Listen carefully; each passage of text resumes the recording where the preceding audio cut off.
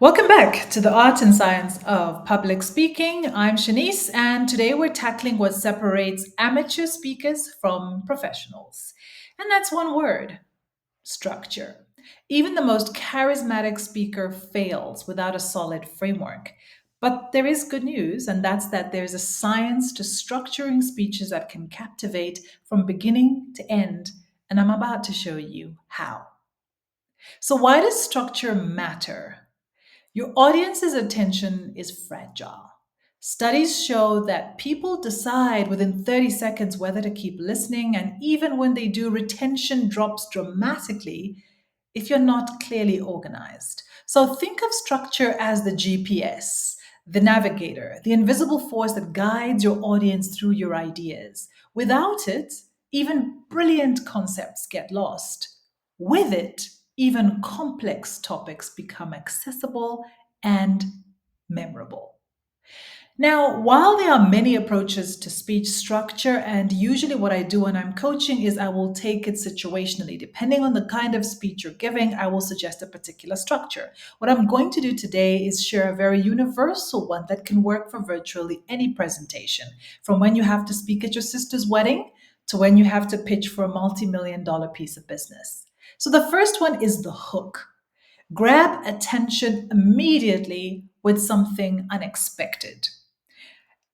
You'll probably, if you watch YouTube videos of YouTubers who are teaching people how to do video on YouTube, you'll notice they have a formula called TTH, which is title, thumbnail, hook. The hook is important because that's what helps get people interested in what you're saying. Then there's the promise. Clearly state what they're going to gain by listening. When I started off, I told you I'm going to share with you what separates professional from amateur speakers. So my promise to you is that if you watch this, you will know how to become a professional speaker. Then there's the roadmap. Briefly outline what you'll cover, emphasis on briefly. You don't want to give away everything. Just show them and tell them what you're going to cover. Then there's the content, your main points, which I'm going to break down in a moment. Then you want to recap, remind them what they've learned, so in a very sort of succinct way that they can actually take away, oh, this is what I learned. And then the call, give them a very clear next step. Why does this framework actually work? It's because it follows the natural psychology of how we as people process information. It creates the anticipation. She's going to tell me something that's important to me because it delivers clarity. I can follow her because she's put it clearly. And then it drives action because this is what I need to do as a result. So let's talk a little bit more about crafting the perfect hook. Because your opening seconds are so crucial, an effective hook includes something like this: a startling statistic. Half of all presentations fail in the first minute. That's a startling statistic. A provocative question: what if everything you knew about public speaking was wrong? You can use a bold statement. The 3 minutes after you finish speaking are more important than your entire presentation. That's a bold statement. Now you got to back it up. A relevant story. Something that's brief but can resonate emotionally. Maybe something that happened to you personally or something that happened to someone you were working with. And then my all-time favorite, but it's a little hard to deliver sometimes, is a pattern interrupt. I'm going to give you an example. When I was delivering a training to a group of professionals, working professionals with very few hours in the day and so much to do, I knew that their HR had forced them to be there. So this is how I opened my presentation. I said to the room, 3 out of 4 of you do not want to be here for this presentation. So if it's not you, turn to your neighbor because it's them. And everyone just burst out laughing because it was kind of true, but kind of uncomfortable. And it interrupted their mental autopilot of, we're going to be with a trainer who's here to train us and it's going to be boring and doesn't really relate to us and how busy our inboxes are. I could relate. I understood. But I also delivered a subliminal promise that because I know your time is precious, I'm not going to waste it. And there might be an element of fun in what we do here today. See? Pattern interrupt, excellent hook. And believe me, I had them for the next 3 days, but I kept delivering on that promise.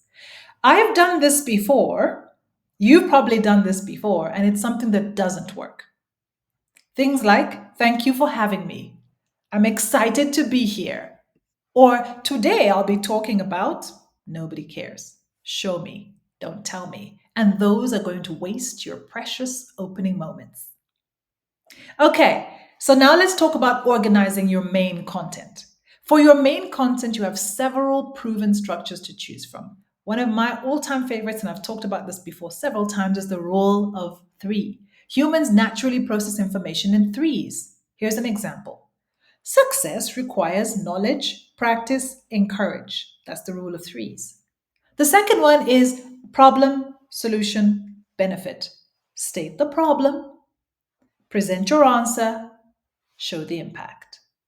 Another one is chronological, past, present, future, especially effective for vision casting, right? If you want someone to buy your vision of what it would look like if we are married. In the past, you struggled with this. Now I'm going to deliver this, and in the future we'll have two kids and blah, blah, blah. You get what I mean, right? Chronological. Then there's the mountain, where you build tension by increasing importance until you reach your main point. And then compare and contrast. Remember, these are all for your main content, and you can choose one of these structures, right? Compare and contrast, meaning you show alternatives and why your approach is better.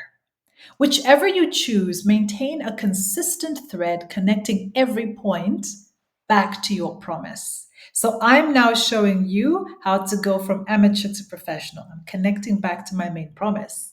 But remember, less is more. So three strong points will beat 10 weak ones every time. Also, people technically don't have the ability to remember that much. So less is more. Just make those three really powerful. The most overlooked element of structure is what I'm going to talk about next, and that's transitions. These are verbal bridges that guide your audience between ideas. If your transitions are weak or missing altogether, it kind of makes your speech feel choppy, not smooth. So instead of jumping from one point to another, you can say things like, building on this concept that bridges one idea to the other, this leads us to the crucial question that takes you from one idea to the other. And one of my favorites, now that we understand the problem, let's explore the solution. Each transition needs to create anticipation for what's coming next, kind of like chapters in a page turning novel. That was a transition. And one of my favorites, silence. Just being able to be silent and take in allows people a little bit of time for your words to sink in. And once they've sunk in, you can then continue. It's a powerful transition. I've seen my sister do it so effectively. And it just needs to come with a bit of practice and confidence. So, that then leads me to my next point, which is a crucial question. When you are concluding, how do you conclude powerfully? Because people usually remember the end of your presentation just as much as they will the beginning. And you want to close with impact. So, what do? Recap your key points without simply repeating them. You don't want to just say da da da da da. You want to recap them in a good way. Return to your opening hook and create that satisfying full circle moment. Today, I've taught you how to go from amateur to professional by teaching you the importance of three really important things: transitions and why they are powerful, how to organize your main content, and how to create the perfect hook. This is why structure matters, taking you from amateur to professional when it comes to public speaking. See what I did there? Now that you know what to do, the idea is to practice so that you can become a really great public speaker. But I can't end without saying this. Never end with thank you or that's all I have. Use your final words to reinforce your most important message. Remember, structure isn't just organization, it's the invisible force that transforms mere information into influence. In our next video, we'll explore the most powerful tool in any speaker's arsenal: storytelling. Until then, I'm Shanice, and remember, great speakers aren't born, they're structured. See you next time, and hopefully, you can forgive that cheesy ending.